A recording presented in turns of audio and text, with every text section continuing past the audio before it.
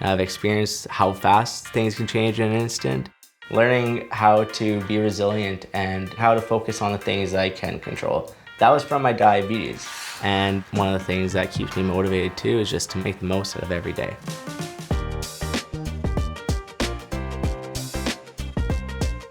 I'm Kaleb Dahlgren. I was born and raised in good old Moose Jaw, Saskatchewan. I was first diagnosed with type 1 diabetes when I was 4 years old.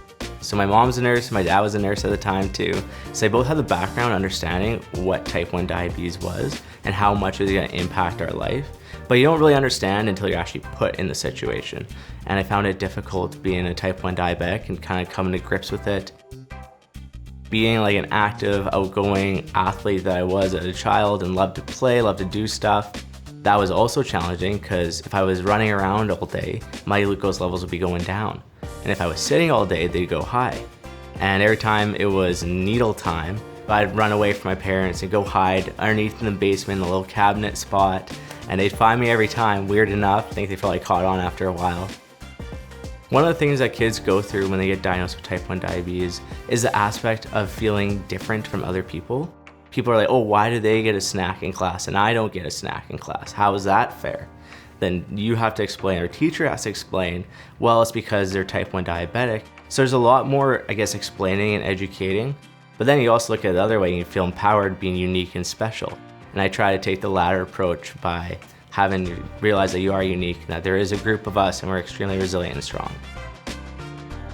The way that I was brought up was giving for other people and helping other people out. It was just something I really want to do, is to give back. JDRF is Juvenile Diabetes Research Foundation, and it is an advocacy and awareness program for type 1 diabetic children. I became an ambassador for JDRF when I was 18, and that was my first kind of taste of what type 1 diabetes community was like. And when I was 20, I started Dahlgren Diabeauties. Dahlgren Diabeauties is a mentorship program for children with type 1 diabetes.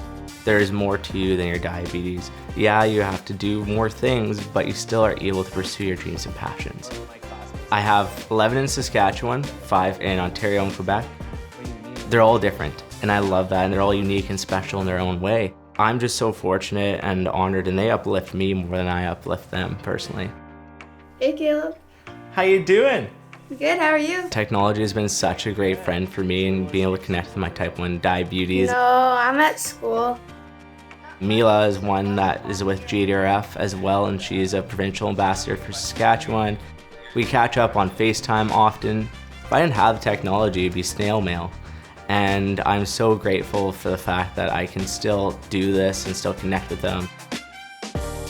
I absolutely loved hockey. That was my absolute passion, and it was something that I always dreamed and aspired to be, was to play professionally. And it came with some resistance, and at the time, there was still lots of people who had no clue really what type 1 diabetes was. And some coaches being like, no, you're too much of a hassle on our team or too much of a distraction for other players.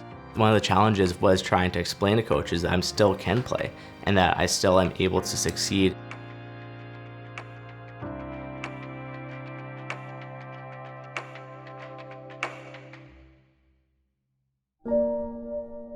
On April 6, 2018, I was playing with the Humboldt Broncos, and I was committed to York University in Toronto and looking forward to it. I was actually chatting with them that day, excited to go to our hockey game against the Nipawin Hawks. Got onto the bus and headed on out to Nipawin, listened to my music, put my headphones in, and put my head down, so I was visualizing. And then as soon as I put my head down, everything went black. And then I woke up 5 days later in a hospital. And I found out that I was in a bus crash and I was one of the 13 survivors, and that 16 of my family members had passed away. I found that the tragedy honestly kept me on my trajectory. As weird as it sounds, the quote, I manage my diabetes, I don't let it manage me, kind of comes into the same picture with the crash. Like, I suffered a fractured skull, broken neck, broken back, and a severe traumatic brain injury. Being a type 1 diabetic gave me an advantage in all this recovery aspect. And I honestly think it equipped me with skills that I can use to translate into my own healing journey. learning how to be resilient and how to focus on the things that I can control. That was from my diabetes. I managed my injuries, I managed the tragedy, I managed the mental, physical, emotional, spiritual toll, but I don't let it manage me.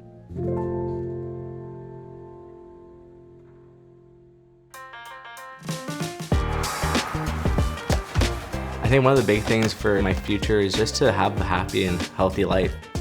To continue doing speeches around the world, continue being a mentor to type 1 diabetic people and children. I just have faith in humanity, I have faith in myself, I have faith in others. I'm just a happy and hopeful person.